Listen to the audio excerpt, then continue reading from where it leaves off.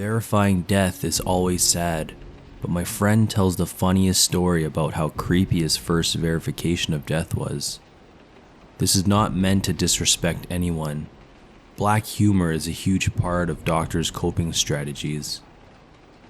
He was on a night shift a few weeks into his first job as a qualified doctor and got a call from a ward to say a lady had passed away. Expected death, hence he hadn't been called about her before, and could he come verified and do the paperwork. It's a busy shift with lots of sick people to see first, so he takes several hours to get there. He goes up and they tell him she's in room 8. The door to room 8 is slightly ajar and the room is dark. Now, she was in a side room, but most patients there were in a shared bays of 6 beds, so you get into the habit of not turning lights on. In his nervous haste to make sure it didn't look like he was nervous, he slipped into the room armed only with his little pen torch. The window was slightly open and he swears the blind rattled against the sill as he crept towards the bed. The tiny circle of light from his torch picking out the rumpled white hospital blanket, only a very slim rise showing where she lay as she was a tiny old lady, just skin and bone. Finally, the light plays over her face and he has to bite back a little scream, nearly dropping the torch. For whatever reason, her pose in death is one of a horrified and horrifying snarl, lips drawn back to bare, likely false teeth. The whites of her eyes showing in a fixed blind stare, and both hands up close to her face curled into claws. Slightly overlong nails shining grimly in the meager torchlight. Now, to verify a death, the doctor has to listen for heart and breath sounds for 2 minutes while feeling for a pulse. Check for pupil reactions and check for no response to pain. He flicked the torch dutifully across her glaring eyes, forcing himself to shuffle close enough to touch. First to check for response to pain, and then to settle shaking fingers on her throat, so close to those furiously gritting teeth to feel for a pulse.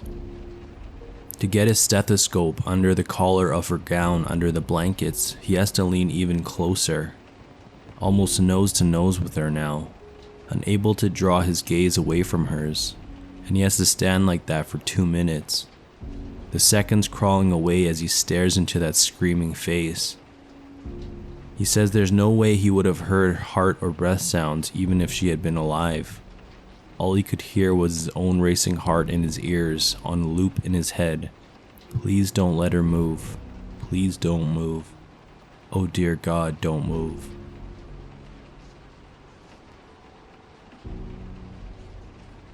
Paramedic checking in. A few years ago, I responded to a call for a pregnant female who shot herself. The 911 caller hung up before any more information could be gathered by dispatch.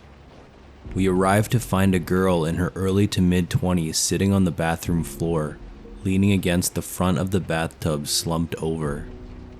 She was obviously pregnant, looked to be in 3rd trimester to me.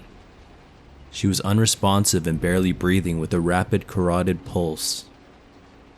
A small revolver was on the floor next to her. We found a single gunshot wound to the center of her very pregnant abdomen. The patient's mother and 4-year-old son were on scene. The mother told us that the patient invited her over for dinner for some company as she had been fighting with the father of her fetus all day long. The mother stated that in the middle of dinner, the patient excused herself from the table to use the bathroom. That's when the mother heard a single gunshot. Anyway, the mother told us that the patient was 23 and was almost full term. Can't remember how many weeks, but it was more than 34, with her second pregnancy. To make a long story short, we intubate the patient, establish 2 IVs, carry her down from the 2nd floor to the truck, and haul ass to the trauma center. The patient went into cardiac arrest as we were wheeling her into the hospital. CPR was started and emergency C-section was performed in the ER. Both mom and baby died. The bullet went through the baby and through the mom's abdominal aorta. Her belly was full of blood. Fucked up call.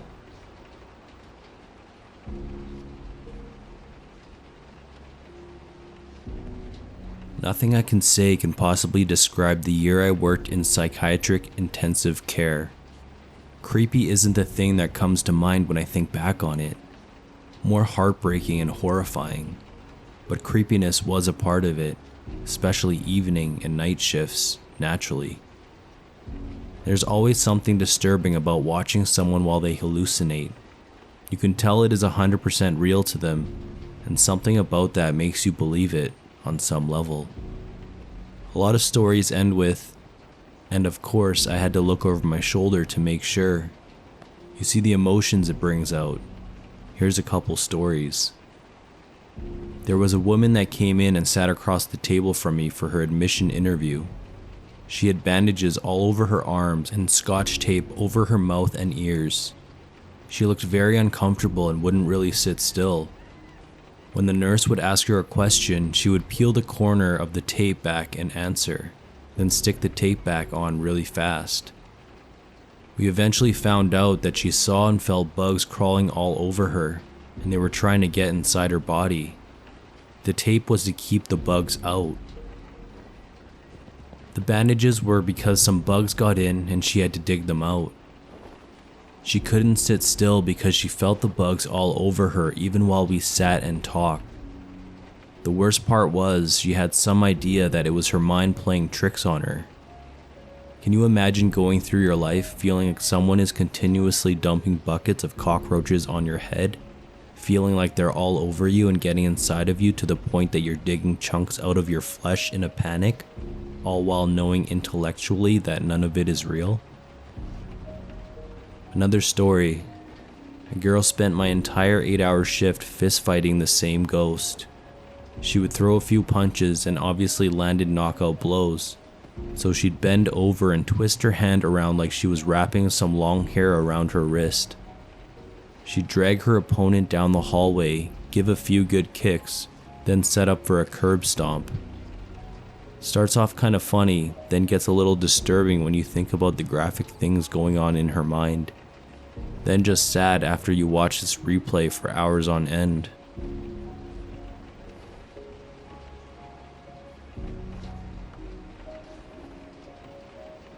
Posted earlier, but this is better. As a tech in psych years ago, there was a 7-year-old kid sent to the floor because the mom didn't know what to do with him. Sadly common thing to happen even if the kids don't have psych issues. Anyway, the mom was shaking and crying, and they had to take the kid into another room. She was genuinely afraid of her own son. She had suspected something was wrong when she kept finding mutilated animals in the backyard, but never heard or saw coyotes or anything around. The neighbor's smaller pets started disappearing.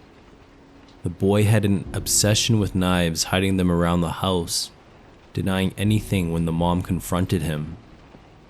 Then when the two started getting into arguments, he would get really violent and hit her, push her down, and kick her, threaten to kill her. On multiple occasions, she woke up in the middle of the night with him standing beside her bed, staring her in the face.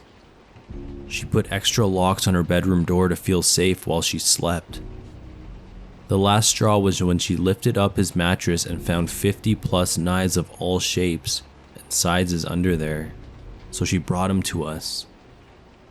I remember talking to him, treating him like he was just any other kid that came through. He seemed remarkably normal until you spoke directly to him. He had this way of looking right through you, or maybe like he didn't see you at all while you were speaking. He would respond like a robot, like he was just saying words because that's what we wanted to hear, and he would always put on this creepy, dead-looking smile. Like all mouth and no eye involvement in the smile. Especially when he would get away with something, like taking another kid's markers and they couldn't figure it out. Still gives me the chills laying here thinking about him. I had to get up and close my bedroom door. I believe I met a 7-year-old psychopath.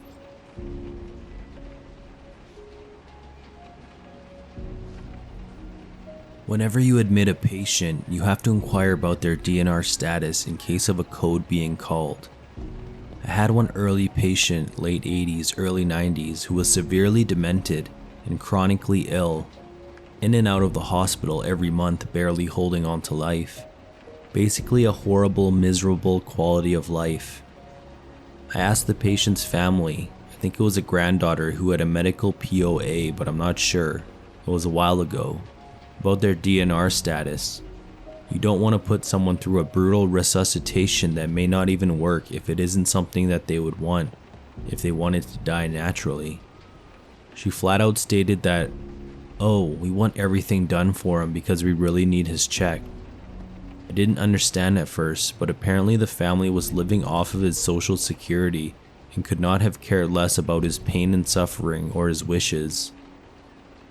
Pretty sure it was the creepiest thing I've seen. These people were supposed to be his loved ones, taking care of him, and they were using him like an inhumane object.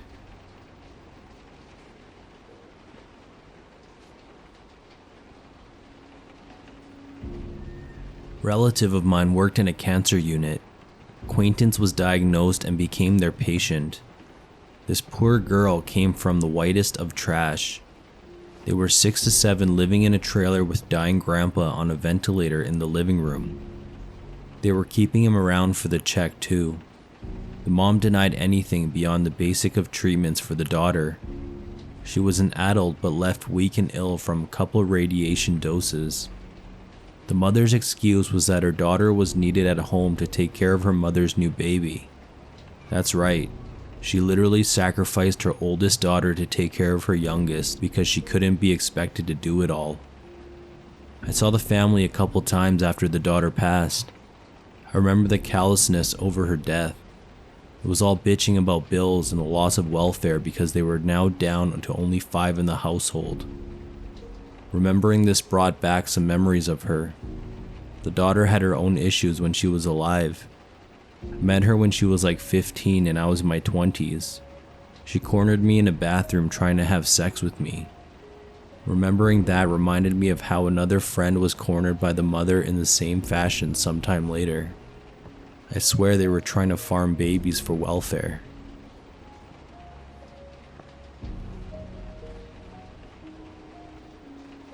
When I was an EMT and MT, I had a very similar experience with a young man who was crushed by a falling tree. Such a gut-wrenching day. The young man was due to marry the daughter of the sawyer who felled the tree a couple weeks after the incident. To make matters worse, everyone in the ED that day knew the internal bleeding could have been stopped and the young man saved if the surgeon wasn't such a pompous prick who refused to come in that day. A very small town. The look on everyone's faces when he reached out and held on to me 1.5 hours into treatment. I was begging the patient, was utter relief. Monitors were checked and he still flatlined. I hate that surgeon to this day for deciding that kid's fate as we all squeezed bags of fluid and blood into him and exhausted ourselves believing he would make it. His life was worth more than what the doctor decided over the phone.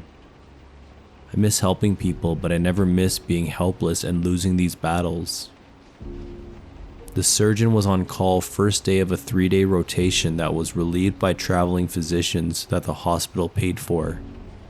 He did not come in and see this patient stating he was indisposed. The surgeon lost his license for another negligence. I'm sorry that some people here are mad and that I have my own emotional battles with cases like this. How dare you judge me for this being a difficult case that I worked? Was it the most difficult? No. Was it creepy that he grabbed me? Yeah. And to those that are asking about the hospital in town, rural Montana is super rural, folks, and the weather and terrain in the Rockies can certainly decide whether a helicopter or other treatment facility are options for us. We had a surgeon in our town because he chose to open the practice there. He had hospital privileges in exchange for his 3-day rotations. He opened his practice 2 days a week for office consults and set those 3 days aside to operate on his cases and be on call. Judge what you will.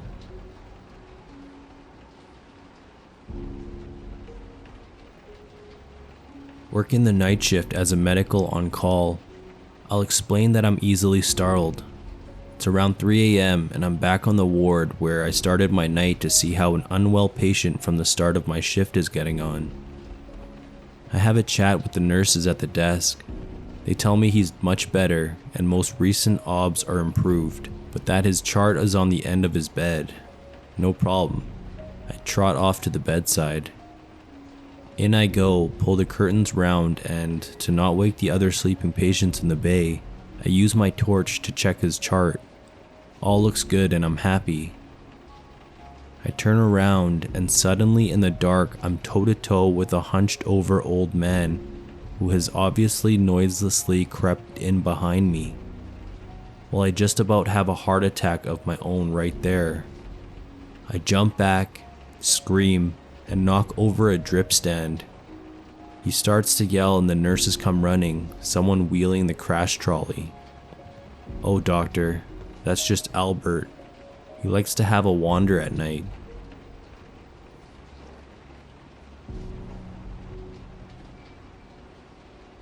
Friend used to share stories of when she was newly a nurse. She was checking out a patient following protocol. This guy had been seen multiple times and given an antibiotic for a lung infection. Again, this guy had been seen by a nurse and doctor, and she was to do the last follow-up before releasing him. What is this? A shirt. I keep them in my hole. Dude had an abscess so big that he stuffed a t-shirt in it and forgot about it. At the time it had gotten so large that he now stuffed 3 shirts in, neglected to tell the doctor or get it checked out. By the time the last pus and blood-soaked one was pulled out, the smell was so bad it cleared the room.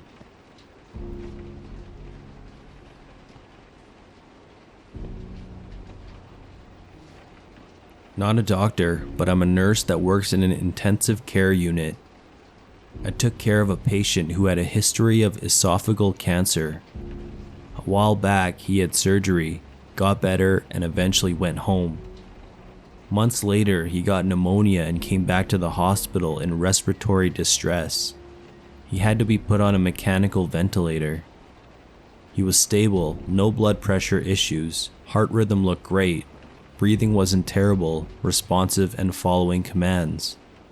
All of a sudden, his blood pressure suddenly drops and he lost his pulse. He called a code blue and began CPR. We brought him back after an hour and continued to run tests to figure out why he crashed. None of the results of the labs or imaging were remarkable. 15 minutes after we brought him back, his blood pressure drops again and he lost pulse. We continued coding him for another hour until it was clear and he couldn't be brought back. The doctor pronounced him dead. His wife came in after the fact. She told me she couldn't stop thinking about the conversation her and her husband had. "Honey, don't forget you've got an appointment with the home health nurse this Saturday." Husband, "Well, I won't be here this Saturday." "What do you mean you won't be here this Saturday? Where are you going?" "I don't know. I just won't be here." This conversation happened Wednesday. He was admitted to the hospital Thursday, and he died Friday at 11:30 p.m.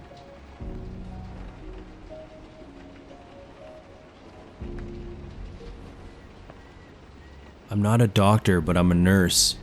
I work with geriatric patients, and there was this incident about 3 years ago. Before I explain, let me say I don't believe in ghosts. Anyway, this one time I was working the night shift, and I was super sleepy, so I decided to skip lunch because I wasn't hungry, and go to my car and sleep for 30 minutes. I got inside my car, covered myself with my sweater, set the timer on my phone, and immediately knocked out. I'm dreaming, but in my dream I'm still awake, just sitting there. Someone taps on my car window and I see that it's one of my patients. We'll call her D. Surprised, I ask D what the hell she's doing outside, and she tells me she's looking for her daughter.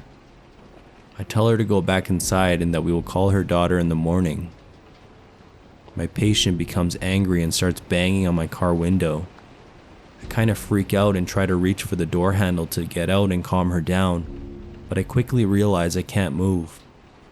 Let me add that I frequently experience sleep paralysis, so even though I am asleep, I realize what is happening.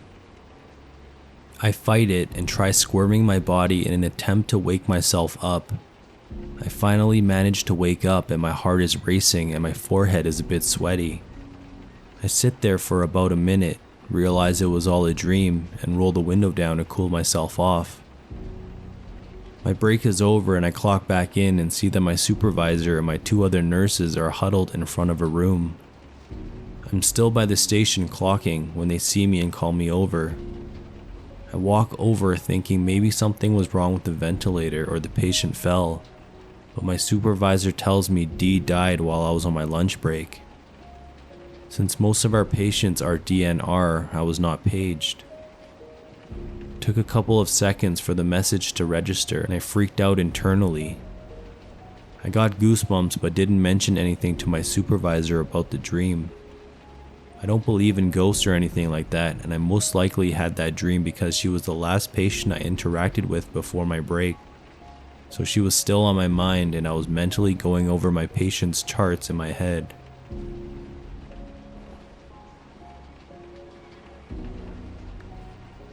On a medical school rotation in psychiatry, I rotated at a hospital which is essentially a full-time psych ward for folks who have pleaded insanity or ended up in an acute psych hospital and were eventually transferred here because they could not become well enough to get home.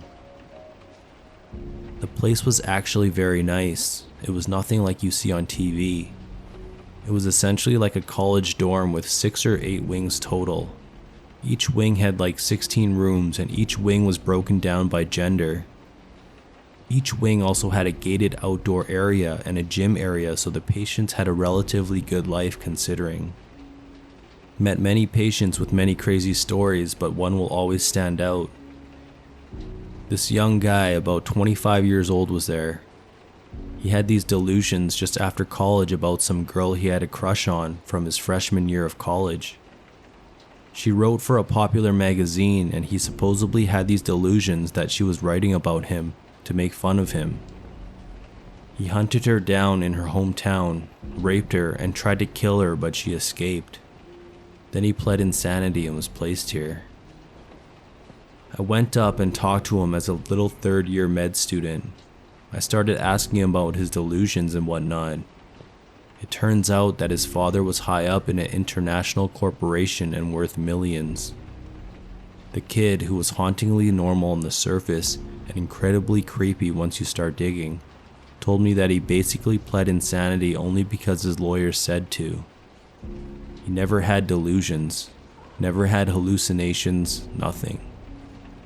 He basically thought the girl was hot in college, drove 400 miles to rape her, then freaked out. But his lawyers advised he plead insanity because as a soft upper class kid he'd be much better in the psych hospital than in prison. So there he was. Luckily, he'll likely spend longer in there than he would have in prison because generally that's how it works. But he seriously creeped me the fuck out.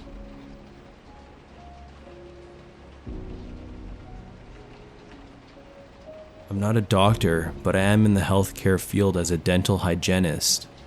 The creepiest, most confusing thing I've seen is as follows. We had a new patient come in for a cleaning. He was around 3 to 4, and mom said he'd never been to the dentist before. Not uncommon for what I see on a daily basis. So at first I didn't think anything of it. I did his cleaning, then went to take his routine x-rays. This is where shit got weird. After looking at the x-rays, I could see that the child had already a large amount of dental work done. He had around 6 to 7 composite tooth color fillings. When I sat back down in my chair, I asked the parents again if he had ever been to the dentist. They were both adamant that he hadn't. Also said there was no way a relative could have taken them without knowing. What the fuck? How did this happen? Who took him? Where were the parents? Had they possibly been in jail for a long time and not known he was taken to the dentist by someone else and had work performed? What if this wasn't really their child, and actually some kid they kidnapped? His insurance had no record of him having previous dental work, so that was a dead end too. I think about it often, but I know ultimately that I'll never get an answer. It sucks.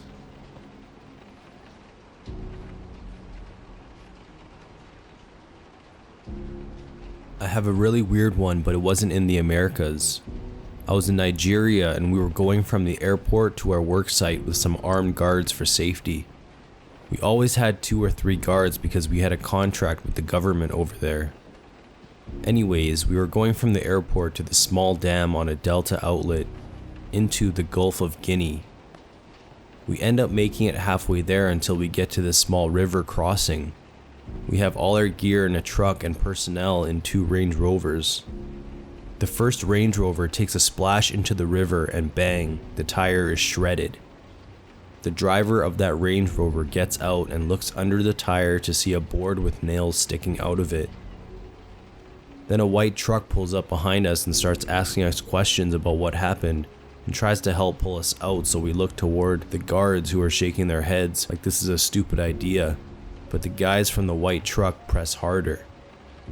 The guards have had enough and take the dudes from the white trucks out of ear's range, and the next thing we know, the guys throw us some money to buy a new tire and leave us as quickly as possible. Now I don't know what the guards said to the guys in the white truck, but it is Nigeria, so... Anyway, when we get back up and running, the guard in my Range Rover, I was driving because I'm awesome and off-roading and stuff, clues me in on what happened back there.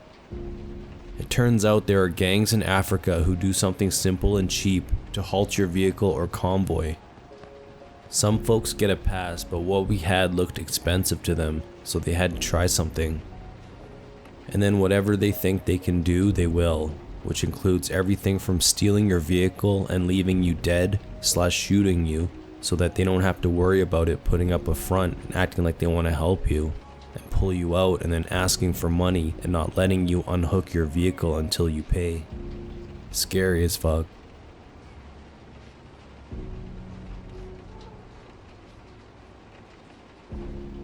Pulled over for a break on the way to Melbourne from Sydney at a truck stop. No streetlights or anything, pitch black. No other trucks or cars at the stop. I turn off my lights, I switch the truck off, do the curtains, lock the truck from both sides, jump into bed, set my alarm and set my phone above me in the compartment. I was rolling over from side to side for about 5 to 10 minutes. I couldn't get to sleep due to it being prime summer temperatures, reaching around 30 degrees at night. I'm looking up at the ceiling, mentally planning out the day ahead, and suddenly the passenger side door opens up slightly. Cabin light turns on. What the fuck? Now the truck is a fairly late model and is in pristine condition, so there's no question about door being faulty or anything.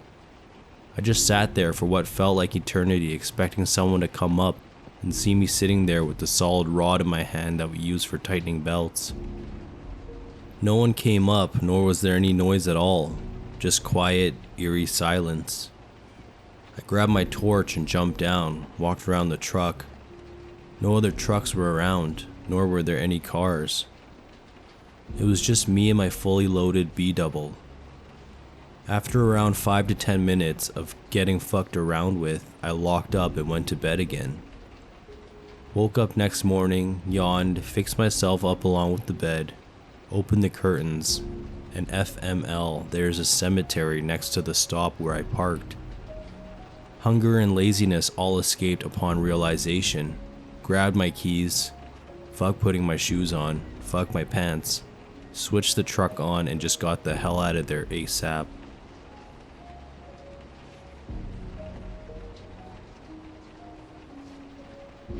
My friend's dad was a trucker out of Perth, and this is the only story I've heard that's really given me the creeps. So he's driving back to Perth in a convoy with a mate of his, back to back, through the Nullarbor. If you know anything about the Aboriginal legend, the Nullarbor is where the ancestor spirits walk, and also prime Yowie country. They radio each other because they realize they need to rest up and decide to sleep through to dawn and make Perth in the morning. So they pull over in the middle of this vast nothingness, lock up, and hunker down for the night. At some point in the blackness, my friend's dad wakes up with his intense feeling of being not just watched, but stared down. He's not a superstitious guy either, he's a proper no-nonsense countryman. He says he just had this gut feeling that something was out there and wanted him gone. He says he scrambles up to the cab and chucks his keys in and turns his lights on, and at that exact second in the middle of the night, his mate does the same.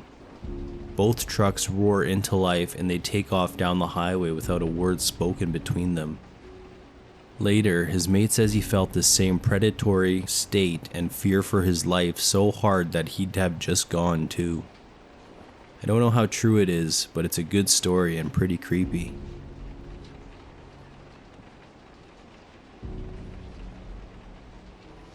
Two stories, maybe not winners, but creepy overnight parking for sure.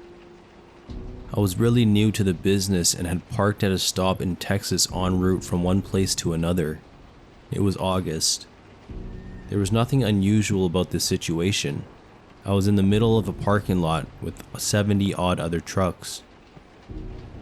I woke up with the start 6 hours later to the truck shaking and rolling, hellacious noise all around, and a psychedelic light show blasting me from every direction.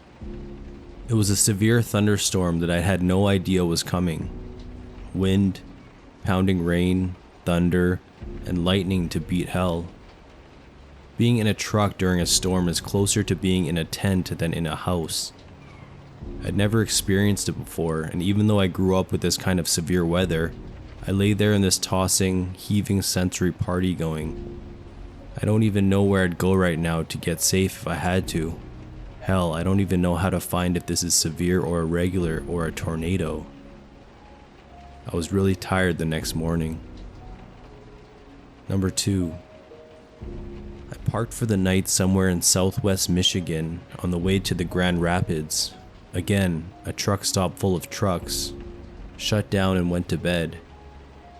I woke up looking at one of the cabin lights which was on.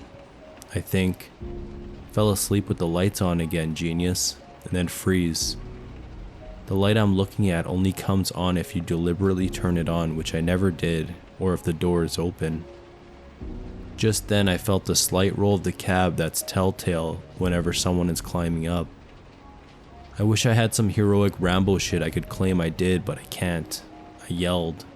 Now, I can make myself heard in very loud environments pretty easily, and this was the dead of the quiet night, and I yelled, "Get out," loud enough to send Legion into the Gerasene pigs. There was a frenzied scrambling and the truck rocked some more. Then I hear a very small woman's voice. "I'm sorry, I got the wrong truck." Nothing from me for a second, and then, "Are you okay?" "Yeah, just get the fuck out of here." Moral of that story, lock your doors. She was either a driver or a prostitute, and it doesn't matter because either way, she got the wrong truck.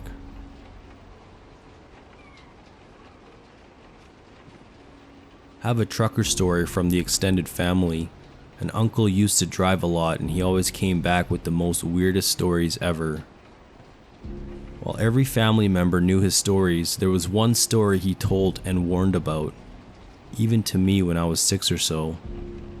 Moral of the story is to never stay during night in the desert alone. It seems once he drove to Chile, he had a contract and the way there was okay. I made the travel myself later in life and it's beautiful. Whenever he was done, he usually spent a few bucks on booze, but this time, due to a family gathering, he wanted to come back as soon as possible. So instead of drinking in some bar, he decided to sleep a bit at the Atacama Desert. Well, it's a desert, and he had parked way outside the road and a few miles before the next village. He sleeps and wakes up on someone singing. He is confused and thinks it's the radio, but the radio is not on. Then the singing stops and it sounds more like a scream of help. That's when he wants to get out and help, but he's still confused. He said he started the motor and the lights to see where and who was there. He also opened the window a little bit and yelled asking what happened. It was nothing, and right when he decides to get out anyway, he catches a movement in the corner of where the lights end. It looked like a woman, but the face was pitch dark. He freaks out and drives away, non-stop until he reached home. Whatever he saw or thought he saw, every time he told the story his face went pale.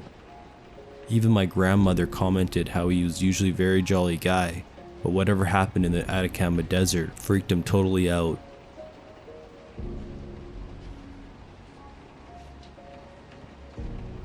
Like most people here, this didn't happen to me. One of my good friends from middle school had a stepfather who was a truck driver for a good amount of time. He was a tough son of a bitch. I never saw him not look like he could kill someone, except one time when he told us why he stopped driving trucks. He was on a long trip from somewhere down in Texas to Boise, Idaho. By the time he hit the freeway close to Boise, he had already been up for 24 hours. Either way, I don't believe he could have seen this coming. Outside of Boise, he was driving late at night at the fastest legal speed when out of nowhere he sees someone sit straight up in the middle of the road. He didn't have enough time to even hit the brakes, not that it would have helped. She was decapitated on the spot. He later found out she was tweaked out. I don't think even if he wasn't sleep deprived, he would have seen her lying in the road. From what the police could gather, she walked out there, sat down, and eventually fell asleep on the road. No one knows who she was or how she got that far out.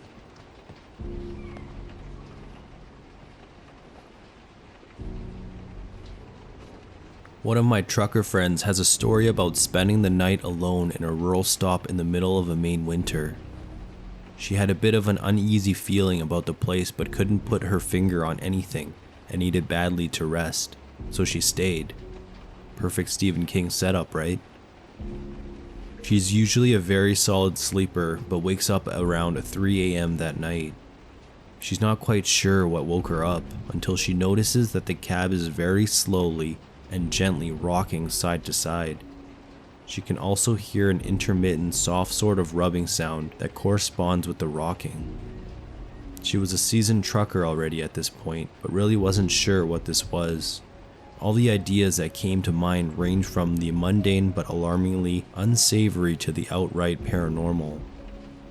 Terrified, she creeps up to look in the side rear mirror and sees what's out there. Turns out some moose like to lick the road salt off of semi-trucks.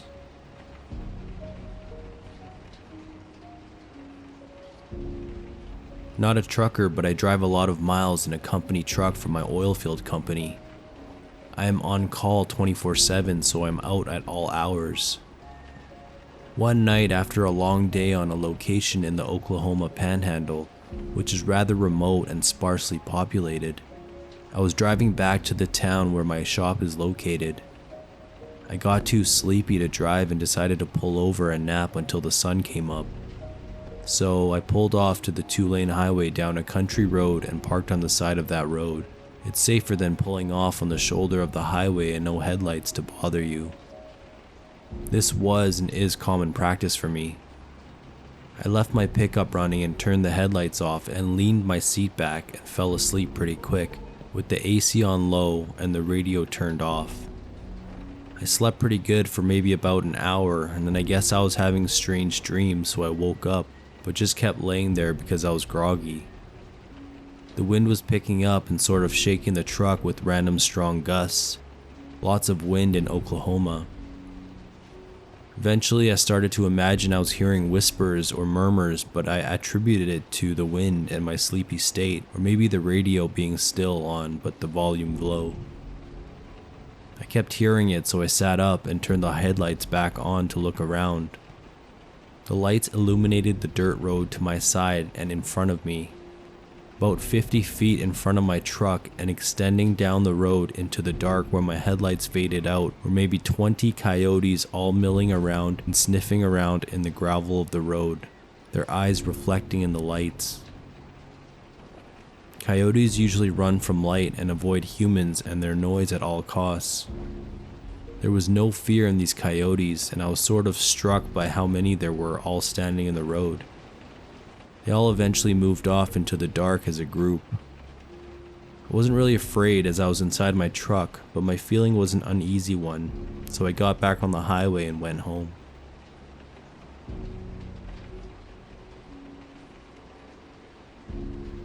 Also not a trucker, but have a spooky story. About 3 or 4 years ago, my dad and I took 25-hour journey from Southern California to McAllen, Texas. Mexis, as some call it. This was late November. Around 5 to 6 p.m., still plenty of light outside.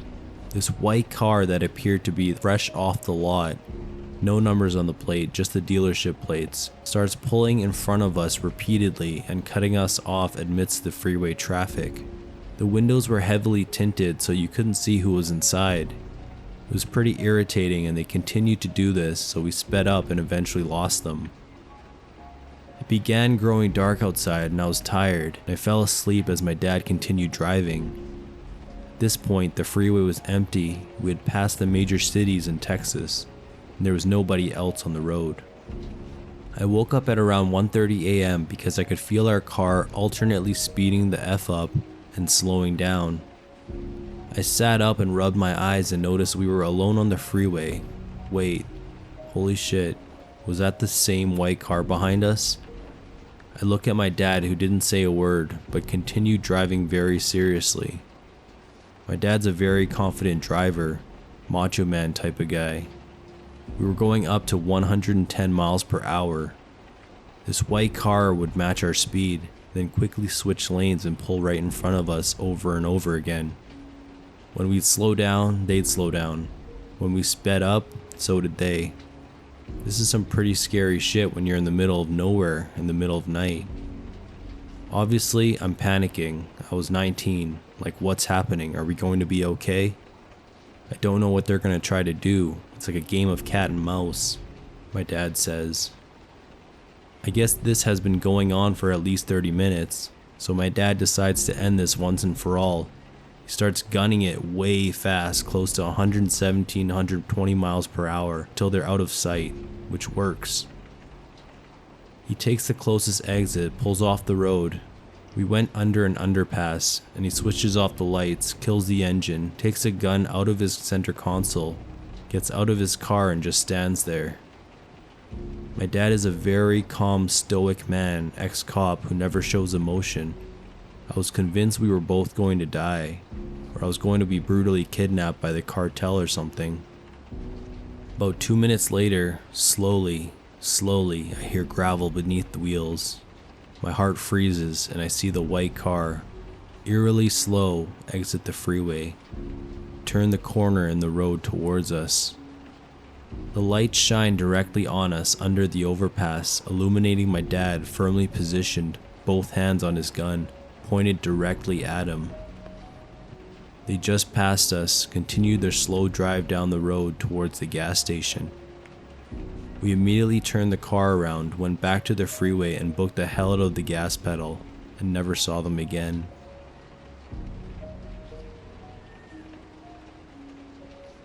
Had a similar situation many years ago. Not driving a semi, but I was up early pre-dawn driving from Calgary to Edmonton. It was a beautiful morning as the sun came up, but it was still at that dark dawn stage.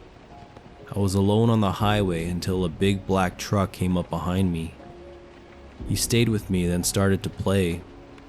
He was so close on my bumper I could not see his license plate. I could see his empty gun rack and a cowboy hat pulled low over his brow. He pulled back and then crept up closer. He drove beside me for a while, past me, then would slow down ahead of me. He shot ahead and then slowed to a crawl until I caught up, then nearly stopped until I passed him and scooped behind me. Don't know how many miles this went on for. There was no way I could outrun him. I was trying to plan what I would do if he bumped me off the road into a pasture. I was pretty white-knuckled. Anyway, sometime later I saw some kind of convoy. There must have been maybe 40 army jeeps up ahead. I saw they had really long aerial thingies on the back of the jeeps, so I think they must have been able to talk to one another. I have no idea how these guys knew that the black truck was harassing me.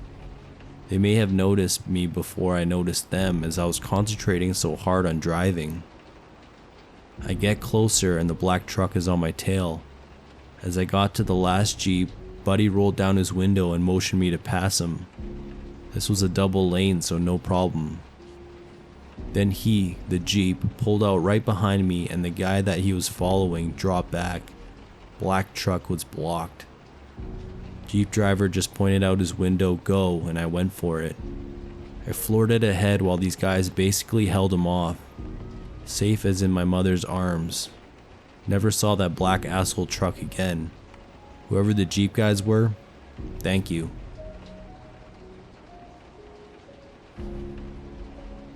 My brother was a truck driver in the 90s and early 2000s. He just told me this story a few months ago. He was driving through Pennsylvania on the way back to New Jersey. He pulled over to the side of the road behind two other trailers. In the early morning, he heard someone bang on his right door. Quickly jumps from the sleeping compartment and grabs his bat. As he looks out his window, there's no one there, but now there's a bang on the left side. Freaked out, he looks out that window and there's nothing but silence now. He's trying to figure out what the F is going on. Seconds later, banging on both doors simultaneously. He said the banging was so loud and heavy the truck was shaking. Both curtains open and he can see there's no one out there. He quickly jumps in the driver's seat and starts the truck, and he sees the two other trucks ahead of him do the same. He said he felt as if they all experienced the same thing.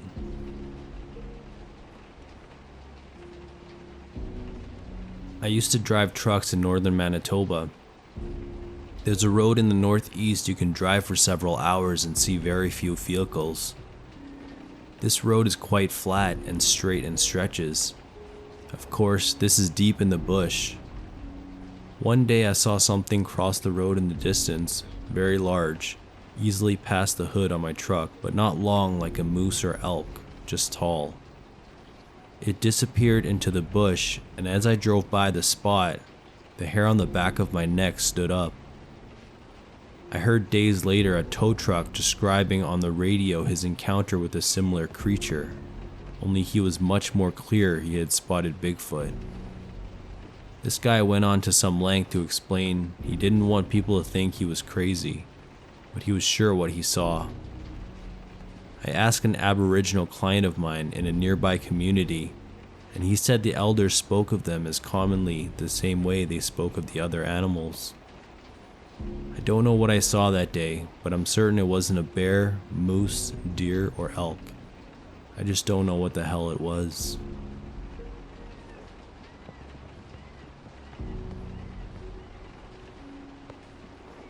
Not me, but my wife. She was home alone as a teenager, except for her 5-year-old brother. They lived on the side of a hill in the middle of nowhere. She saw a strange man walk past her window. She hid with her little brother while he tried different doors and windows to see if any were unlocked. He kept looking in through different windows, so she kept having to take her brother into different parts of the house to stay unseen. Fortunately, her neighbor from down the road noticed the guy's truck near the house and yelled up the drive at him, and he took off. Another time, a couple years later, she was home alone again. It was Halloween and she was supposed to give out candy, except you'd have to be crazy to let your kids trick or treat on the winding back road they lived on. She was in her living room when she suddenly got the very strong sense that someone was watching her from the steps leading downstairs. She was terrified but thought she was just creeping herself out, until she saw all of their dogs were staring towards the same spot and cowering. She called them and they stayed behind her in the corner for a couple of hours till the feeling suddenly passed. Later, her little brother talked to her about his imaginary friend who lived in the closet under those stairs. He said he was mean to him sometimes and he didn't want to be near his closet after dark. She told me all this for the first time while I was house sitting with her for her mom. Super creepy, but I didn't see anything weird.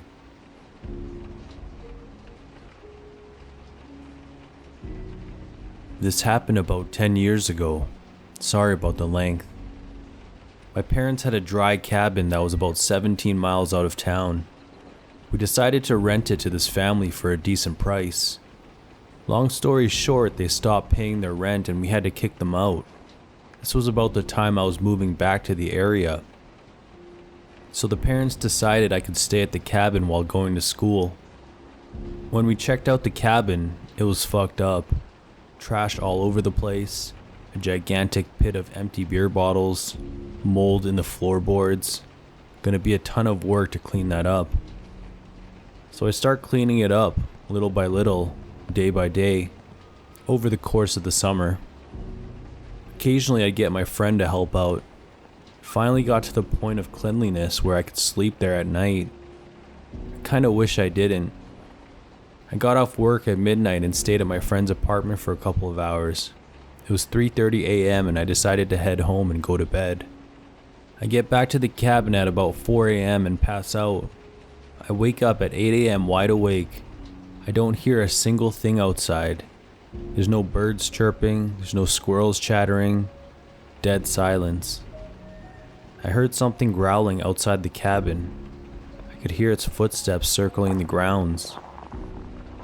It went around the house 3 more times in a counterclockwise motion, pausing there, sniffing here, walking more.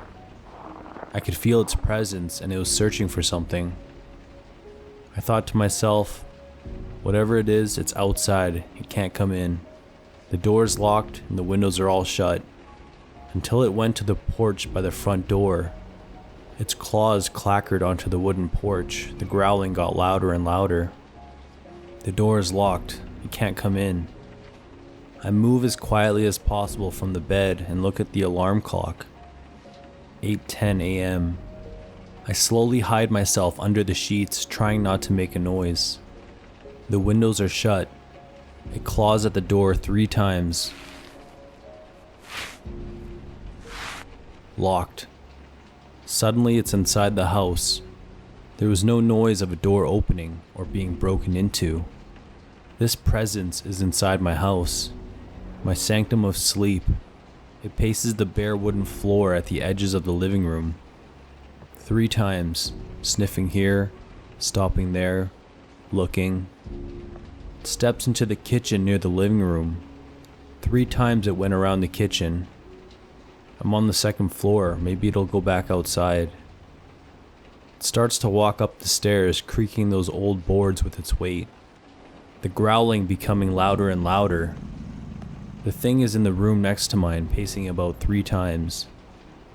The 2nd floor is an open floor plan. There's half a wall separating my bedroom with the other room. The thing stops at the end of the half wall, the entrance to my room. It's snarling quietly at me. I could hear its menacing breathing. I could feel that it wants to enter the room, that it wants me to look from under my sheets and see its eyes. But I simply cower and dare not breathe audibly, like the shallow breaths you take when you're hiding and something is seeking you. I could feel its hackles raised in anger, and then it stops. It's gone, just vanishes. I laid under the sheets, still and silent, waiting for it to return, waiting for it to consume me. Nothing.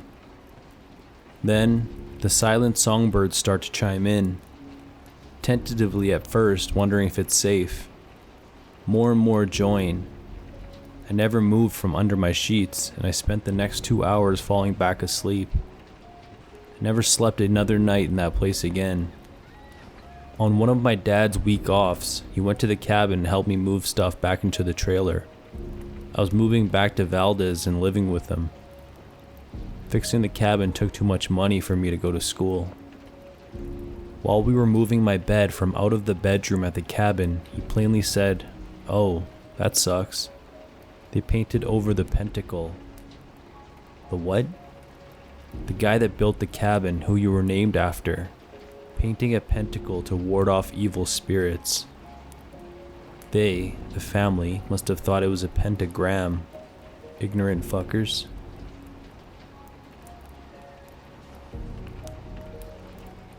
Not necessarily like shock frightening, but is really disconcerting at the time. Well, it was about 12:30 or 1 a.m. and I was driving home from the movie theater. My friends and I had just watched The Conjuring, which put my mind in a creepiness-fueled, hyper-aware state. I was driving through downtown in my not small, not big town, and downtown is kind of like an old, historical-looking district. Usually, there was a large crowd of people outside of this one downtown bar called The Grove, but it was raining and drizzling. Even though it was raining, it was a Saturday night and I live in a part of Florida where people learn not to care about light rain, so I was a little surprised to see literally no one but this lone woman. I'm at this red light next to The Grove and I see this lone woman standing on the edge of the intersection that I'm stopped at. She's not moving, just standing there on the sidewalk to the right of me, staring about 45 degrees up into the sky in the direction that I'm currently headed. I look at her as the light changes to green and I drive past. I drive slowly, almost hoping for her to look down at me and make eye contact, because the way she is staring upward is confusingly discomforting. She doesn't look down at me though, she just keeps staring upward down the road that I'm driving on, so I pass her and just think to myself, that girl's freaking weird. Whatever, I hope she gets home okay, or something like that. I've driven down the road several blocks, still thinking about how weird the girl was. Then I see a man standing alone on the sidewalk to the left of the road I'm on, almost perfectly mirroring the girl. The man is standing completely still and staring up at a 45-degree angle into the sky, but he's looking directly in the direction of the girl. At the very least, the two were 4 blocks away from each other. There was literally no way that they could see each other, but they were both looking in the exact direction of each other, just up into the sky. What were they looking at? Why were they alone? Why were they not moving? I still haven't guessed a reason to any of these. What did I drive under?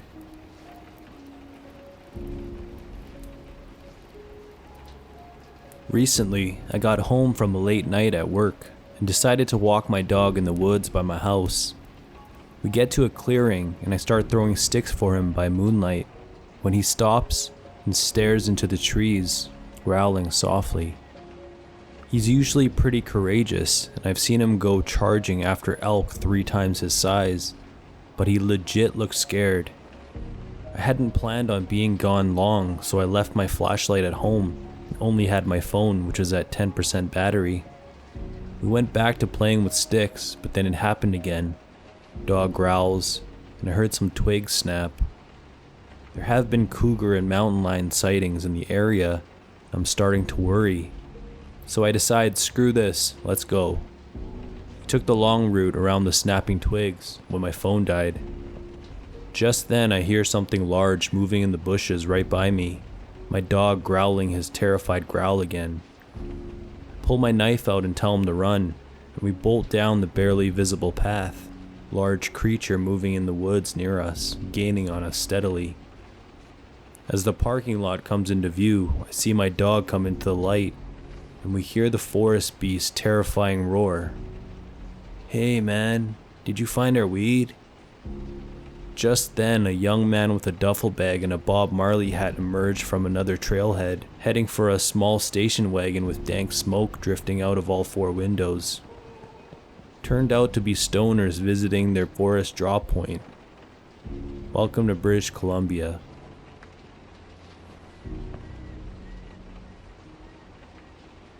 Really long. Sorry, hope it keeps you up. I was working the evening shift as a CNA at our nursing home. As a newbie, I generally got sent the more difficult clients. I got sent around 8 p.m. to feed an older lady in the advanced stages of Alzheimer's. I knew she'd be difficult, as most of the staff avoided her. She was in a private room with its own bathroom, so when I came in, I turned off the light in the bathroom and shut the door, which was pretty customary to me. Then I sat down on her bed and let the nurse's call button hang off. After about 5 minutes of me trying to coax her to eat, she breaks the silence by pointing at the bathroom door. There's someone in there. I ignored her and kept trying to feed her. She kept pointing and insisting. Eventually I tried to reassure her that no one could be in there. I had checked. At that point her eyes glazed over and she dropped it. A couple minutes later, There was a knock at the hallway door. It was the RN in charge. "Is everything okay? Your bathroom call light has been going off for about 5 minutes." I switched to home health care shortly after.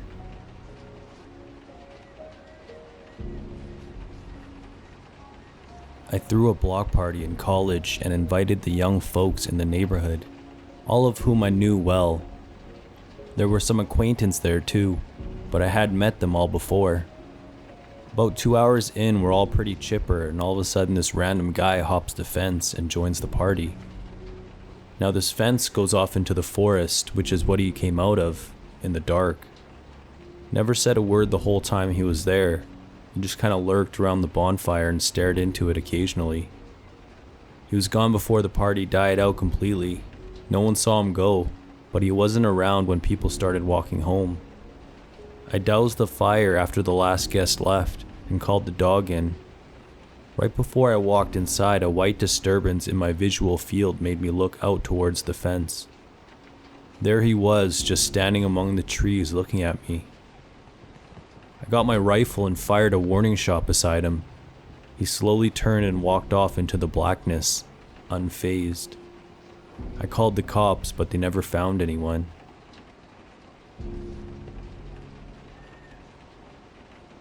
I hate to ever repeat this, but I don't want you to sleep tonight, so I will. Let's keep this short. I had a child, and this child had some sort of ability to sense things. She was 3 at the time. She told me about a friend she made, the one she would always stare at on the ceiling. She said, "She jumped out of her parents' car through our window and wants spaghetti." Okay. Seemed like a friendly, invisible friend. I brushed it off, still amazed at all this though. Things got weird. It's almost as if this unlocked some sort of spiritual world. Weird things started happening. I'm so terrified even repeating this because I'm so paranoid it will find us again. We tried to move houses and it didn't help. One night I hear my daughter scream. Both me and my mother run into her room and she has her arms extended backwards as if she's being dragged out of bed. As we walked in, it slowly stopped. 85% of her body was now out of the bed. She was still lying down on her back. It was so unbelievable to witness this, and I feared for her. It started getting worse. I kept my daughter in bed with me now. I'm holding her close in my arms one night when she screams, and I half wake up to hear chanting. It was near my daughter, but it sounded like multiple voices and also in a different language. Latin, I believe? We got a priest in. We explained the chanting to him, and he said he thinks it was a saint for children. An archangel. Michael, if I recall correctly. The house we lived in was old as fuck and sent off bad vibes. Although we got it blessed, I still wasn't happy. So my child and I moved into a brand new apartment near the city. We were really happy there. Nothing happened and I felt really safe. There's a main bathroom at the end of the apartment. Opposite is my daughter's room. Then there's a long hallway that leads to an open dining kitchen area, and then the living room. I was applying some fake tan in bathroom with the door open one day. My daughter was in the living room watching the Wiggles on the beanbag. I could often hear her moving around on it. I'm looking in the mirror, which is parallel to the door, while I apply my fake bake. I see a small shadow walk into my child's room out of my peripheral. I get annoyed. "I told you to stay in the living room," I say as I walk into her room. Nothing. I look everywhere but find her still on the beanbag, almost asleep and watching TV still. Fuck, I thought I realized. It's not over yet. Not too much happened after that. One night I had a friend sleep over and she shared my bed with me.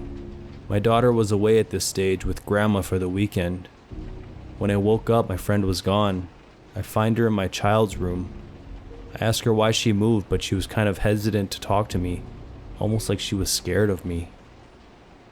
Guys, I'm actually terrified writing this and I've had to turn my light on. I'm such a loser, but I feel a presence right now. Not sure if I'm just reliving the feelings I had then though. She told me that in the middle of the night I started talking in a foreign language. I do speak another language other than English, but she insisted it wasn't even close to that one, so she had to leave the room because she was really scared. Also one night, there was knocking on my bedroom window, also almost in the cupboard in my room. The first time it happened, I thought I misheard, but the second time my daughter looked at me and said, "Who is that?" Also, please note that my bedroom overlooked a balcony about 5 stories high. A few other separate things have happened to me as a child. I don't want to discuss them though. One of my favorites though, and this one doesn't scare me at all, it makes me quite happy. About a year ago, my dad was admitted to the hospital and he was really sick. All the doctors gave us the "we're sorry but there's nothing we can do" chat. This lasted for months. Towards the end, I stopped coming to visit him as often as I usually would, because I kind of believed he would pull through as he did a few weeks before. He was kind of in an unconscious state, but one day he just woke up all energetic and he got sent home. Sadly, a few months later he was readmitted for the last time. I still kept my phone on loud just in case my mom tried to contact me. She stayed at the hospital with him the entire time. One evening I visited him and stayed till about midnight. I laid with him and told him it's okay to go. As hurtful as it was, I knew it was his time. I went home because it got late and my daughter was tired. I had my phone on loud after all. As soon as I got home, I clocked out immediately. I woke up to hear knocking on the door. No one ever knocked on our door, especially that early in the morning. I got up, checked, and no one was there. I then noticed I had about 4 missed calls, a few voice messages, and 2 texts. The first one read, "Is something wrong with your phone?" The second one read, "Your father has passed away." But how could I have missed this? Because I have a shit iPhone and it was on night mode. I didn't even know it had that feature. A feature that blocks out all calls from certain times at night till a certain time in the morning. I rushed to the hospital's mortuary and he was lying there. "Dad's inside," my brother says. I almost expected to see him alive. Instead, he was lying there lifeless. I swore I could have seen him breathing. There must have been a mistake. Sadly not. I spent a few days visiting him and getting him ready. I had a lot of alone time with him where I talked to him. We never really saw eye to eye, but we had a lot in common, so we had an odd connection. Love-hate relationship almost. I told him I forgave him for what he had done to me and my family, and I saw a tear roll down his face. After doing research, I found out it's normal for a corpse to expel liquids, but I'd like to think it goes deeper than that.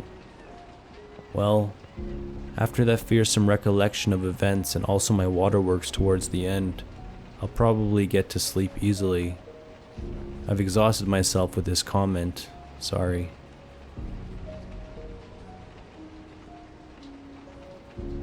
My college has a decently sized nature reserve.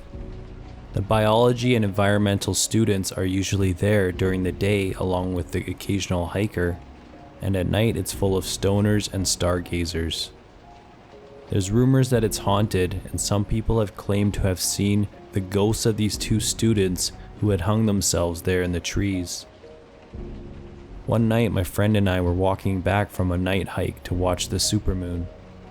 As you walk in out of the preserve, there is a pond that has a long bridge over the middle, about 150 yards, that you have to cross to get back to the road.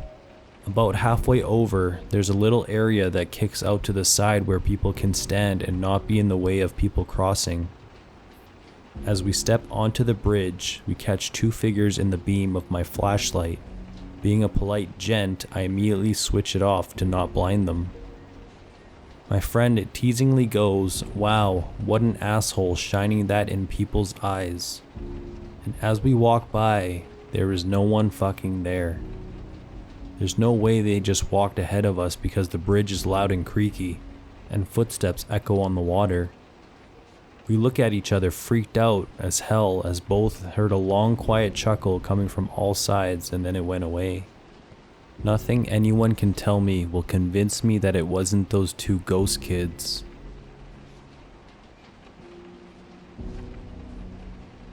It was the last day of my internship, and everyone had gotten a ride home while I waited for my parents. I was 15 at the time, and everyone else was a bit older and drove. Jim, a more strict and unsettling boss of mine, and Joe, a calmer, older, nicer one, both decided to stay and wait due to it being dark, and Jim decided that he felt something suspicious and wanted to wait with me. Joe agrees, and I stood on the corner with them waiting. After waiting about 10 minutes, a strange, rusty SUV pulls up with a tan, gray-haired, and bearded man inside. He rolls down his window and begins claiming he was my uncle, my relative, and he knew me, and that I should get in the car with him. Quite scary, both men turned to me with concerned face, knowing my mom was picking me up. I freaked out, froze, and kept shaking my head. He persisted for a solid 15 minutes. To this day, I still wonder why it took so long for my mom to get there. Then proceeded to make a U-turn and do the same thing. His license plate was too dim for us to see, and he drove away. That day ended, and it was horrifying by itself. A couple days later, however, I was walking home from my bus stop and saw the same car roll by me. I took out my phone and tried to take a picture but couldn't get one. To this day, it still creeps me out. I have a small business helping domestic users with IT issues. I get called to a house to sort the wireless ADSL, and there were 3 people there. A couple who met me and another guy sat bolt upright on the sofa, looking at the TV which was switched off. Also, he was wearing a big puffy jacket in the middle of summer. So I get to work on the router and a couple are chatting with me. They are stood behind the sofa. I was just finishing up when something caught my eye. The guy mouthed the words, "Help me." I did a double take and he did it again. The couple were stood behind him and didn't see what he did. I was shocked and thought for a minute. When I finished the router, I stood up and looked at him and said, "Okay, no problem." I got paid, fled the house, and went straight to the police station. I never got called to court or heard any more about it, so it may have been a big joke. I can imagine them all falling about laughing when I left.